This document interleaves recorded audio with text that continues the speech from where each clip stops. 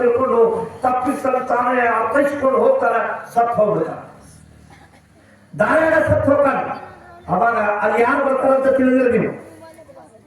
ಯಾರು ಬರ್ತಾರ್ರಿ? 100 ಕೊಲೆ ಮಾಡಿದವಂಗ ಮನುಷ್ಯನಾಗ ಅನ್ಕೊಂಡವ, ಇನ್ನು ನಾ ಮಾಡಿದೀನಿ ಪಾಪ, ಇದು ಈ ಪಾಪ ಪ್ರಾಯಶ್ಚಿತ್ತ ಏನ್ ಮಾಡೋದು, ಭಗವಂತ ನಿನ್ನ ಪಾದಕ್ಕೆ ನಾನು ಹೊಂದಬೇಕು, ಇನ್ನು ನಾನು ಒಳ್ಳೆ ಪಾದಕ್ಕೆ ತಿಳ್ಕೊಂಡು ಮಾಡವಂಗ ಶಿವದೂತರ ಕರ್ಕೊಂಡು ಹೋಗ್ತಾರೆ. ನೋಡ್ರಿ, ನೆನಪು ಮಾಡಿ, 1 ಕೊಲೆ ಮಾಡುವವರಲ್ಲ.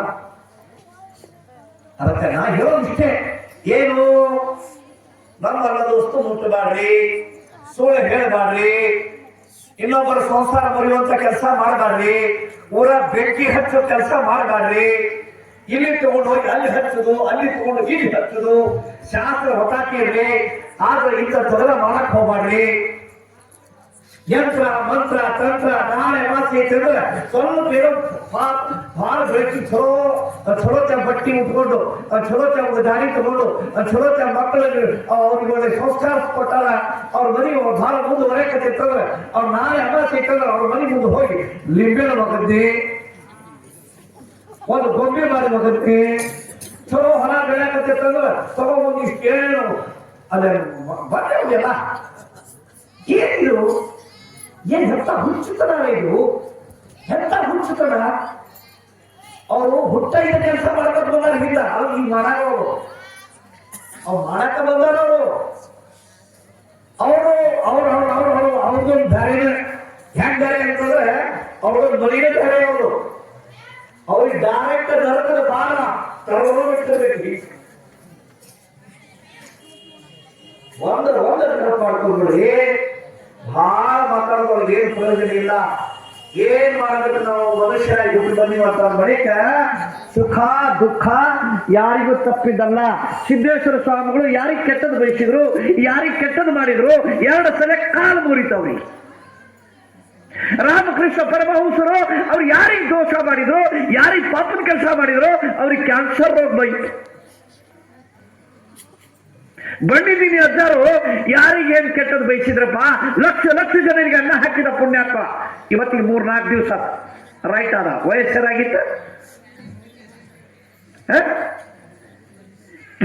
ಏನ್ ಕಟ್ಕೊಂಡು ಹೋಗಾರ ಅದೀವಿ. ನೀ ಎಷ್ಟು ಸಂಪಾದನೆ ಮಾಡಿ ಏನು ಪ್ರಯೋಜನ ಪುಣ್ಯಾತ್ಮ?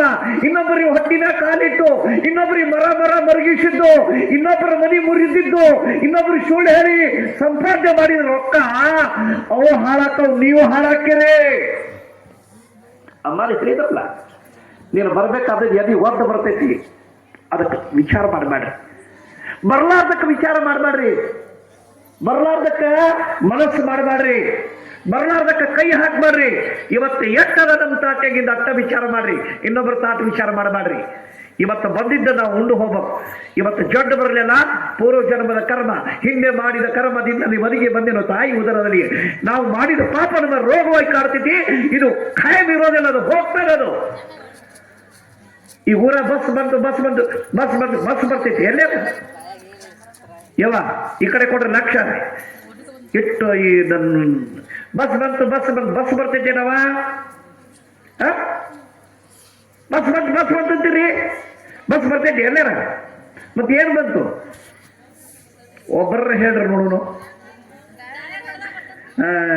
ಪಕ್ಕ ತಿಳ್ಕೊಂಡ ನೋಡು, ಅದಕ್ಕೆ ಚಪ್ಪಾಳೆ ಹಾಕಿದ್ರು ನೋಡಿ. ಇದು ನಮ್ಮ ಅವನ್ನ ಆ ಬಸ್ಸಿನೊಳಗೆ ಡ್ರೈವರ್ ಅದರಂತ ತಿಳ್ಕೊಂಡು ಬಸ್ ಬಂದೈತಿ. ಬಸ್ ಬರೋದಿಲ್ಲ, ನರ್ರೂರ್ ಬತ್ತು ಹೋಗ್ತೀವಿ. ನರ್ರೂರ್ ಬರ್ತೈತಿ ಎಲ್ಲ, ನೀ ಬರಾಕತಿ ಹರಿದವ. ನರ್ರೂರ್ ಎಲ್ಲಿ ಬರ್ಬೇಕು? ಅಲ್ಲೇ ಐತಲ್ಲ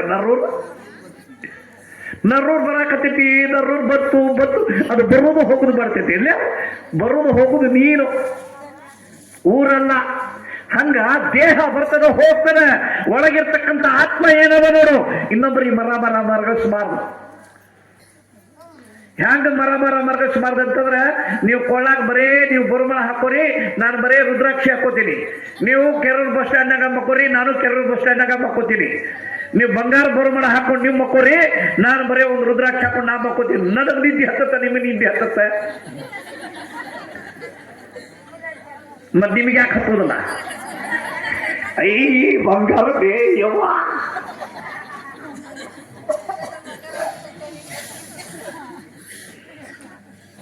ವಿಚಾರ ಮಾಡ್ರಿ.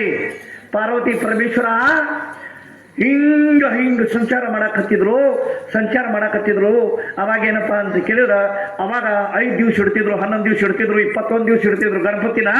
5 ದಿವ್ಸ ಇಟ್ಟು ಏನಪ್ಪಾ ಅಂತ ಕೇಳಿದ್ರೆ ಆ ಗಣಪತಿನ ಹಿಂಗ್ ಹೊತ್ಕೊಂಡು ಹೋಗಿ ಇನ್ನು ಏನಪ್ಪಾ ಹೊಳಿ ಕಾಣಿಸ್ಬೇಕಂತ ಹೊಂಟಿದ್ರು. ಇಂಥ ಹುಡುಗರ ನಿನಗೆ ಎದ್ದಿದ್ರು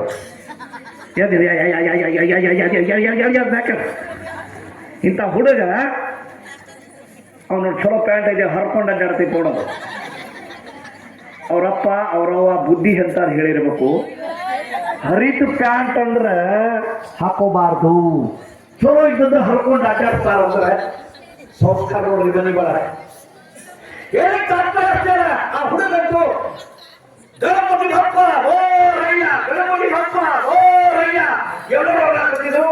ಇವು ಒಬ್ಬ ಹುಡುಗಿ ಇಂಥ ಹುಡುಗದ ಬಾಯಿ ಇದ್ದಿದ್ದಿಲ್ಲ, ಅವೇನಿದ್ದ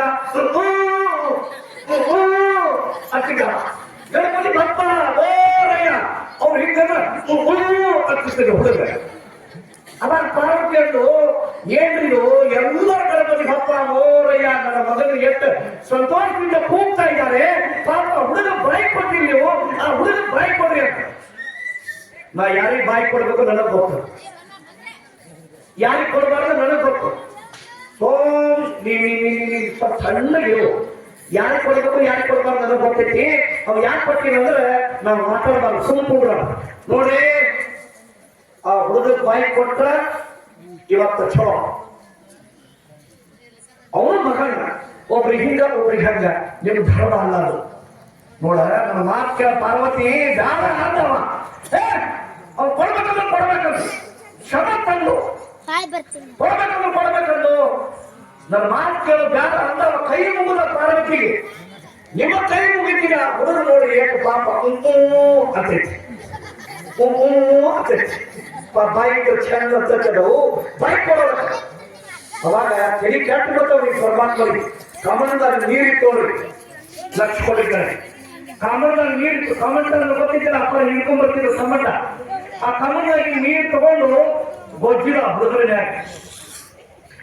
ನೀರು ತಗೊಂಡು ಗೊಜ್ಜಿದ ಆ ಹುಡುಗ ಏನನ್ಬೇಕು, ಅಪ್ಪ ಮೋರಯ್ಯ ಅನ್ಬೇಕಿಲ್ಲ.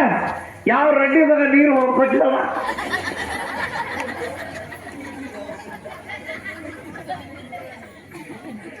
ಬಾಯಿ ಬಂತವ, ಅವ್ ಏನನ್ಬೇಕವ ಮತ್ತ ಮೋರಯ್ಯ ಅನ್ಬೇಕಿಲ್ಲ. ಯಾವ ರಂಡಿ ಮಗನ ನೀರು ಕೊಚ್ಚಿದಾವ ಅಂತಂದ್ರೆ ರಂಡಿ ಮಗನ ಮಾಡಿದ್ದೇನೆ ಪಾರ್ವತಿ ಅಂದಂತ ಪರಮಾತ್ಮ. ಅದಕ್ಕೆ ಯಾರಿಗೆ ಎಟ್ಟು ಬರಬೇಕು, ಯಾರಿಗೆ ಎಟ್ಟು ಕೊಡಬೇಕು, ಯಾರಿಗೆ ಎಲ್ಲಿಡಬೇಕು ಅಧಿಷ್ಠಾನ ಮೂರ್ತಿ ಪರಮಾತ್ಮನ ಕೈಯಾಗದ. ಎಷ್ಟು ಸುಖ ಎಷ್ಟು ದುಃಖ ಅಟ್ಟನ ತಾಯಿ ಹೊಟ್ಟೆಯಾಗಿದ್ದಾಗ ಕಟ್ಕೊಂಡ ಬಂದೀವಿ. ಒಂದು ಮನೆ ಕಟ್ಟಬೇಕಾದ್ರೆ ಒಂದು ಕಿಚನ್ ರೂಮ್ ಎಲ್ಲಿ ಕಟ್ಟಬೇಕು, ಒಂದು ಬೆಡ್ರೂಮ್ ಎಲ್ಲಿ ಕಟ್ಟಬೇಕು, ಒಂದು ಬಾತ್ರೂಮ್ ಎಲ್ಲಿ ಕಟ್ಟಬೇಕು, ಒಂದು ಹಾಲ್ ಎಲ್ಲಿ ಕಟ್ಟಬೇಕು. ಪ್ಲಾನ್ ಮಾಡಿ ಹೆಂಗೆ ಕಟ್ತೀರಿ ಹಂಗೆ 1200 ಒಳಗೆ ಹುಟ್ಟಬೇಕು. ಇವ್ರ 10 ಎಕರೆ ಜಮೀನು ಇರಬೇಕು, ಇವ್ರಪ್ಪ ಇವ್ರವ್ವ ಇರ್ಬೇಕೋ ಇಲ್ಲ, ಇವ್ ಲಗ್ನ ಆಗಿರ್ಬೇಕೋ ಇಲ್ಲ, ಇವ ಊರಾಗ ಚಲೋ ಅಂತ ಅನ್ಸ್ಕೊಂಡಿರ್ಬೇಕೋ ಇಲ್ಲ, ಇವ ಕೆಟ್ಟ ಕೆಲಸ ಮಾಡ್ತಿರ್ಬೇಕೋ ಏನಿಲ್ಲ, ಎಲ್ಲ ಮಾಡೇ ಬಿಟ್ಟನ ಭಗವಂತ. ಬಹಳ ತಲೆ ಕೆಡಿಸ್ಕೊಳ್ಳುವಂತ ಅವಶ್ಯಕತೆ ಇಲ್ಲ. ಮಳೆ ನೀರು ಬಿತ್ತು ಅಂದ್ರ ಆ ನೀರು ಕೆಳಮುಖವಾಗಿ ಹರಿತದ. ನೀನು ನೀರು ಮ್ಯಾಕ್ ಬರ್ಬೇಕಾದ್ರೆ ನೀ ಪ್ರಯತ್ನ ಮಾಡ್ಬೇಕು. ನೋಡ್ರಿ, ಮ್ಯಾಕ್ ಮಾಡ್ಬೇಕಾದ್ರೆ ಪ್ರಯತ್ನ ಮಾಡ್ಬೇಕು. ಮಳೆ ನೀರು ಬಿದ್ದ ನೀರು ಕೆಳಮುಖವಾಗಿ ಹಂಗ ಹರಿತದೋ ಹಂಗ ಮನಸ್ಸು ಬರೀ ಕೆಳಮುಖವಾಗಿ ಹೋಗ್ತದ. ನಮ್ದು ಬೇಕನ್ನಿಸ್ತದ, ಏನಿದ್ರು ಅನ್ಸ್ತದ. ಕಂಡದಕ್ಕೆ ಆಸೆ ಮಾಡಬೇಡ್ರಿ.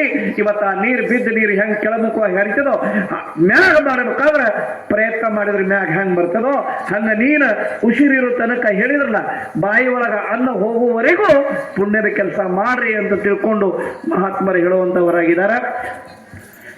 ಅಲ್ಲೂ ಗದ್ದಲ್ ನಡೆದ ಒಂದು 2-3 ಮಂದಿ ಪೊಲೀಸ್ ಡಿಪಾರ್ಟ್ಮೆಂಟ್ದವ್ರು ಬಂದಾರ. ನಾಳೆ ಒಂದು ದಿವಸ ಬರಬೇಕಾಗಿತ್ತು. ಗುರುಗಳಿಗೆ ಹೇಳಿದೀವಿ, ಅಲ್ಲೆಲ್ಲ ಬಿಟ್ಟುಕೊಟ್ಟು ಬಂದೀವಿ. ಯಾಕಂತಂದ್ರೆ ನಿಮ್ಮ ಪ್ರೀತಿಗೆ ನಿಮ್ಮ ಭಕ್ತಿಗೆ ಭಗವಂತ ಇದೇನಪ್ಪ ಅಂತ ಶ್ರದ್ಧಾಂದಪ್ಪ ನೀಲ್ಕಂಡಜ್ಜ ಸ್ಥೈರ್ಯ ಧೈರ್ಯ ಪಟ್ಟು ಕಾಪಾಡಿ ಅಂತ ಹೇಳಿ ನನ್ನ 2 ಮಾತಿಗೆ ವಿರಾಮ. ಇಲ್ಲಿವರೆಗೆ ಎಲ್ಲರಿಗೆ ಮನಮುಟ್ಟುವಂತೆ ಅಚ್ಚುಕಟ್ಟಾಗಿ ನಗೆಮುಖದಿಂದ ಪ್ರವಚನ ಬಿತ್ತರಿಸಿದಂಥ ನಮ್ಮ ಕೈಲಾಸಪತಿ ಅಪ್ಪಾಜಿಯವರ ಪಾದಕ್ಕೂ ಅನಂತ ದೀರ್ಘವನ್ನು ಸಮರ್ಪಿಸಿ ಇನ್ನು ಮುಂದೆ ಅಪ್ಪಾಜಿಯವರಿಂದ ಆಶೀರ್ವಚನ, ನಂತರ ಪಾದ ಪೂಜೆ, ನಂತರ ಪ್ರಸಾದ.